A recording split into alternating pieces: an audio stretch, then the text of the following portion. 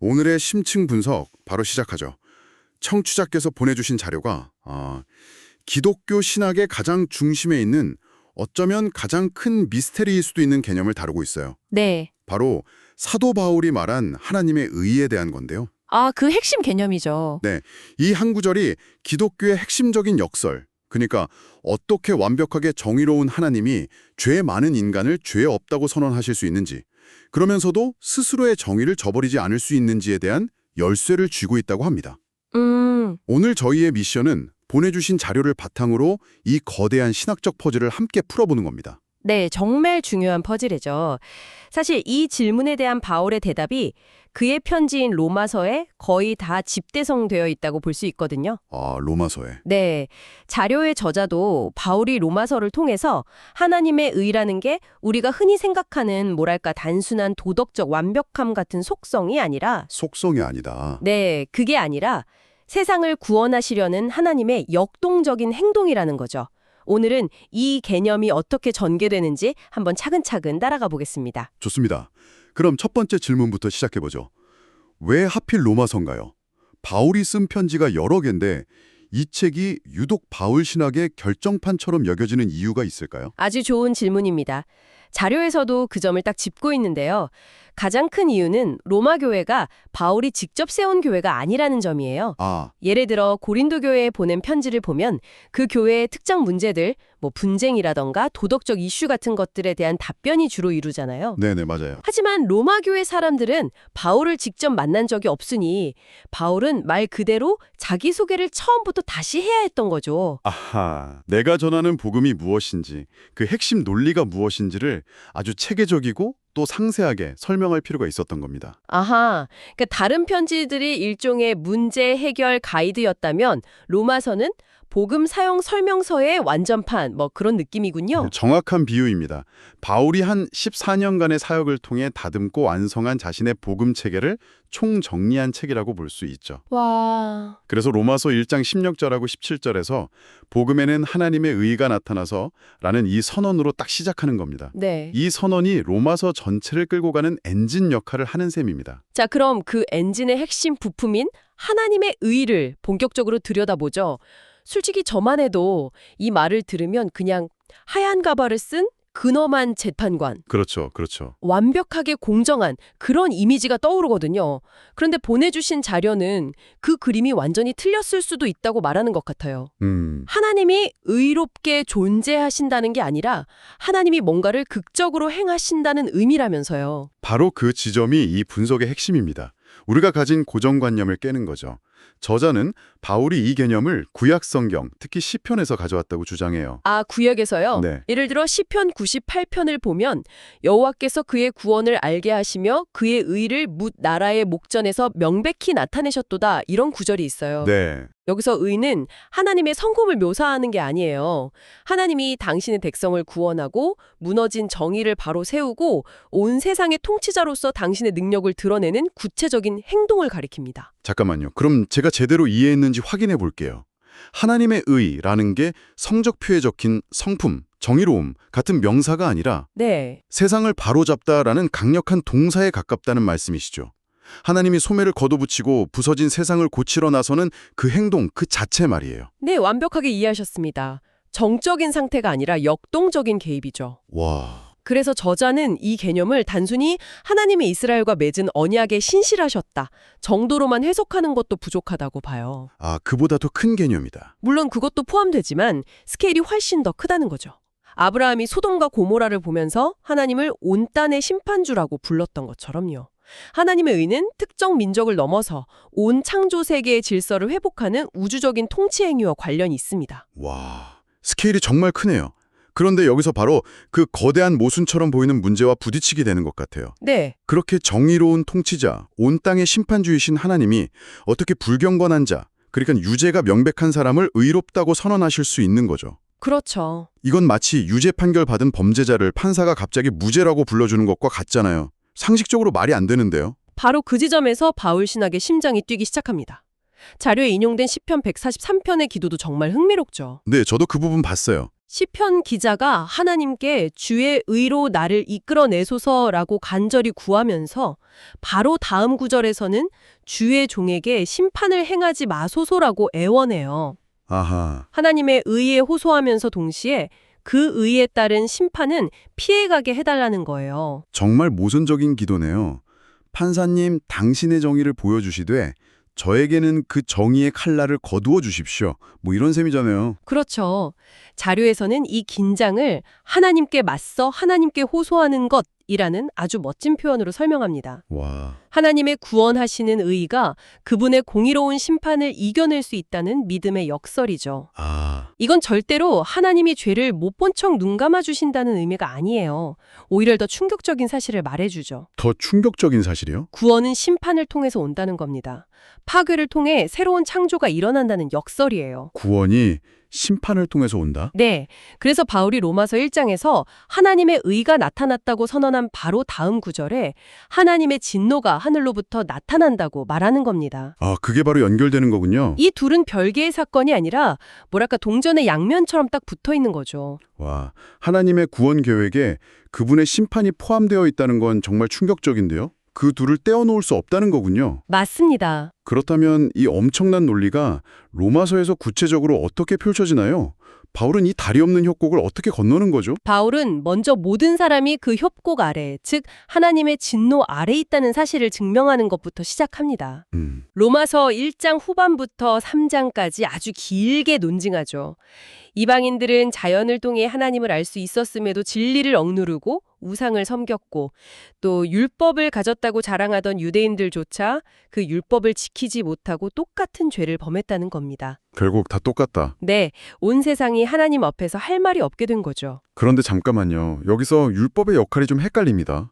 보통은 율법이 사람들을 선하게 만들고 의롭게 되도록 돕는 길이라고 생각하잖아요. 네, 그렇죠. 그런데 자료를 보면 바울은 정반대의 이야기를 하는 것 같아요. 맞습니다.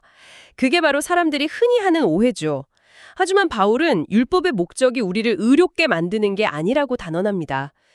오히려 자료에서 인용한 로마서 3장 20절 말씀처럼 율법의 기능은 죄를 깨닫게 하는 것이에요. 죄를 깨닫게만 한다. 네, 마치 아주 정밀한 MRI 기계 같다고 할 수 있어요.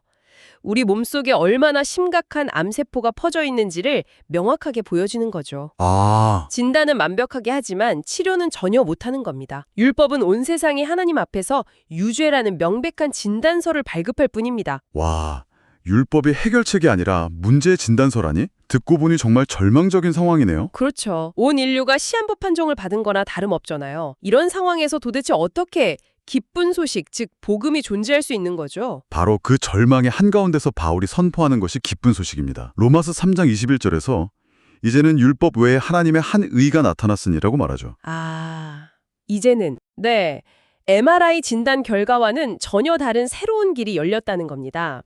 그 길은 바로 예수 그리스도를 믿는 믿음을 통해 주어지는 선물이고요. 여기서 저자는 이 하나님의 의가 두 가지 놀라운 측면을 동시에 가지고 있다고 설명합니다. 두 가지 측면이요? 네, 첫 번째는 우리를 위한 하나님의 행동입니다. 하나님께서 십자가에 못 박혀 죽은 예수를 다시 살리셨잖아요. 네, 부활이요. 이 부활 사건은 하나님께서 십자가에서 죽은 예수가 옳았다고 공개적으로 인정하고 변호하신 행동이에요. 아, 그리고 바로 그 예수의 옳음이 그를 믿는 우리의 옳음, 즉 우리의 의롭게 됨, justification의 근거가 된다는 겁니다. 그러니까 그리스도의 부활이 곧 너희도 의롭다는 하나님의 선언이나 마찬가지라는 거군요. 그렇습니다. 그런데 여기서 끝이 아니에요. 두 번째 측면이 어쩌면 더 충격적일 수 있습니다. 네, 바로 하나님 자신을 위한 의라는 개념입니다. 하나님 자신을 위하네요. 네, 그리스도의 죽음은 단지 우리를 구원하기 위한 계획일 뿐만 아니라 하나님 자신의 의로움을 입증하는 사건이기도 했다는 거죠. 하나님이 자신을 입증하신다고요? 이건 정말 생각지도 못한 개념인데요. 마치 하나님이 법정의 피고인으로 서서 스스로의 무죄를 증명해야 했다는 것처럼 들리는데요. 어떻게 보면 그렇습니다. 자료는 이걸 하나님이 인류와의 오랜 논쟁을 끝내신 사건으로 묘사해요. 오랜 논쟁, 수세기 동안 사람들이 하나님이 정말 정의롭다면 왜 세상의 악을 그냥 내버려 두시는가? 라고 물어왔잖아요. 네, 그렇죠. 십자가는 그 질문에 대한 하나님의 최종 답변이었습니다. 하나님은 죄를 무시하거나 못 본 척하지 않으신다는 것, 당신의 아들을 통해 그 죄의 값을 남김없이 치르심으로써 자신의 공의를 지키셨다는 것을 온 우주에 증명하신 거죠. 와, 이게 바로 바울이 말하는 핵심이군요. 하나님이 십자가를 통해 두 가지를 동시에 이루셨다는 것. 네네. 첫째, 하나님 자신이 공의롭다는 걸 증명하셨고, 둘째, 예수를 믿는 사람들을 의롭다고 선언할 근거를 마련하신 것. 맞습니다. 죄를 그냥 덮어버리는 불의한 재판관이 아니라는 걸 스스로 보여주신 셈이네요. 바로 그겁니다. 그래서 믿음이란 단순히 예수님이 나를 위해 죽으셨다고 아는 것을 넘어섭니다. 십자가에서 내려진 하나님의 이 판결, 즉 하나님은 옳고 그를 믿는 너희도 옳다는 이 판결을 온전히 받아들이고 그리스도 안에 있는 구원의 선물을 붙잡는 행위 전체를 의미하는 거죠. 정말 머리가 띵할 정도로 엄청난 신학적 논이네요. 그럼 이 모든 것이 오늘을 살아가는 신자들의 실제 삶에는 어떤 의미를 갖는 걸까요? 그냥 나는 이제 법적으로 무죄야 라고 생각하고 끝나는 건 아닐 거잖아요. 당연히 아닙니다. 저자는 바울에게 칭의, 즉 의롭다 하심을 받는 것은 필연적으로 희망의 삶으로 이어진다고 설명해요. 희망의 삶. 현재 우리의 삶은 그리스도의 부활이라는 과거에 완성된 사건과 우리 자신의 부활이라는 미래에 완성될 사건, 그 사이를 살아가는 시간이라는 거죠. 아, 그 사이를 살아간다. 네. 바울은 여기서 믿음의 조상 아브라함을 최고의 예로 듭니다. 아브라함은 율법을 받기도 전에, 할례를 행하기도 전에 오직 믿음으로 의롭다 하심을 받았거든요. 아, 맞아요.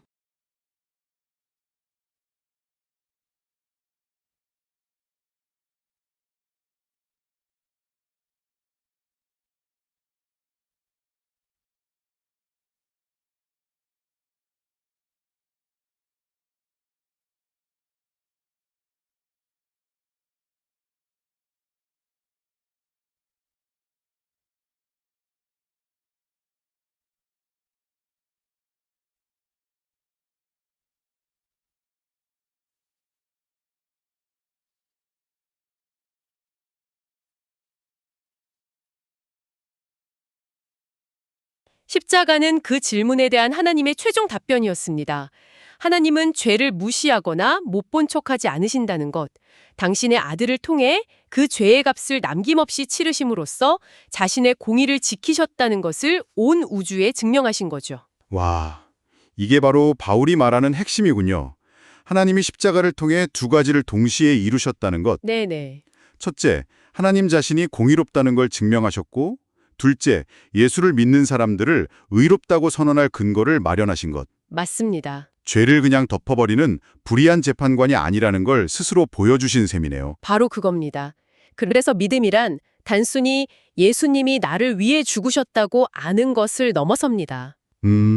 십자가에서 내려진 하나님의 이 판결, 즉 하나님은 옳고 그를 믿는 너희도 옳다는 이 판결을 온전히 받아들이고 그리스도 안에 있는 구원의 선물을 붙잡는 행위 전체를 의미하는 거죠. 정말 머리가 띵할 정도로 엄청난 신학적 논이네요. 그럼 이 모든 것이 오늘을 살아가는 신자들의 실제 삶에는 어떤 의미를 갖는 걸까요? 그냥 나는 이제 법적으로 무죄야 라고 생각하고 끝나는 건 아닐 거잖아요. 당연히 아닙니다. 저자는 바울에게 칭의, 즉 의롭다 하심을 받는 것은 필연적으로 희망의 삶으로 이어진다고 설명해요. 희망의 삶. 현재 우리의 삶은 그리스도의 부활이라는 과거에 완성된 사건과 우리 자신의 부활이라는 미래에 완성될 사건, 그 사이를 살아가는 시간이라는 거죠. 아, 그 사이를 살아간다. 네. 바울은 여기서 믿음의 조상 아브라함을 최고의 예로 듭니다. 아브라함은 율법을 받기도 전에, 할례를 행하기도 전에 오직 믿음으로 의롭다 하심을 받았거든요. 아, 맞아요. 어떤 행위가 아니라 하나님의 약속을 믿는 그 믿음 자체가 의로움의 근거라는 것을 보여주는 가장 확실한 증거죠. 그리고 그 아브라함이 받았던 막연한 약속이 그리스도의 부활을 통해 구체적으로 성취되었고요. 그쵸. 자료를 보니 그래서 우리 그리스도인들은 아브라함과 똑같은 약속을 붙들고 살지만 이제는 그게 성취된 약속이라는 확신을 가지고 붙든다고 설명하네요. 맞습니다. 그래서 신자의 현재 삶은 언제나 역설적일 수밖에 없습니다. 로마서 5장의 표현처럼 우리는 이미 하나님과 화평을 누리지만 동시에 세상에서는 환난을 당합니다. 아, 법적으로는 의롭다함을 받았지만 여전히 고통받고 늙고 병들며 죽음을 향해 가죠. 이 긴장감 속에서 살아가는 겁니다. 네. 그래서 우리는 희망 속에서 인내하며 이 칭의가 최종적으로 완성될 마지막 구원과 영화롭게 됨을 기다리는 존재가 되는 겁니다. 중요한 것은 우리의 의로움이 우리 안에서 만들어지는 것이 아니라 우리 밖에서, 즉 그리스도 안에서 이미 완성된 사건이라는 사실을 잊지 않는 것입니다. 오늘 논의를 한번 정리해 보겠습니다. 청취자께서 보내주신 자료 덕분에 하나님의 의라는 개념이 단순히 하나님의 도덕적 완전함을 뜻하는 게 아니라는 걸 확실히 알게 됐네요. 네. 오히려 죄와 죽음으로 망가진 세상을 바로잡으시는 하나님의 능동적이고 강력한 구원 행동이었군요. 그렇죠. 그리고 그 행동은 율법이 아닌 예수 그리스도의 죽음과 부활이라는 복음 안에서 나타났고요. 네, 맞습니다. 가장 놀라운 점은 이 행동을 통해 하나님은 자신도 의로우시다는 것을 증명하시면서 동시에 죄인인 우리도 의롭다고 선언하시는 이 엄청난 역설을 완성하셨다는 겁니다. 네, 잘 정리해 주셨습니다. 마지막으로 청취자 께서 더 깊이 생각해 보실 만한 질문 하나를 던지며 마무리하고 싶습니다. 네, 좋습니다. 이 자료의 마지막 부분에 이런 통찰이 나와요. 하나님 앞에서 의롭다 하심을 받는 것은 필연적으로 세상과의 갈등 속에 놓이는 것이다. 세상과의 갈등. 네, 즉 칭의는 단순히 제 개인의 법적 신분이 조용히 바뀌는 내적인 사건이 아니라 세상의 가치관에 맞서 하나님의 편에 서도록 공개적으로 부름받는 공적인 사건이라는 뜻입니다. 자, 그렇다면 칭의에 이런 공적인 차원이 있다면 오늘날 우리가 이 세상 속에서 의로운 삶을 산다는 것은 과연 무엇을 의미하게 될까요? 이것이 우리의 개인적인 신앙생활을 넘어서 사회적 책임과 어떤 관계를 맺게 되는지 한번 고민해 보시면 좋겠습니다.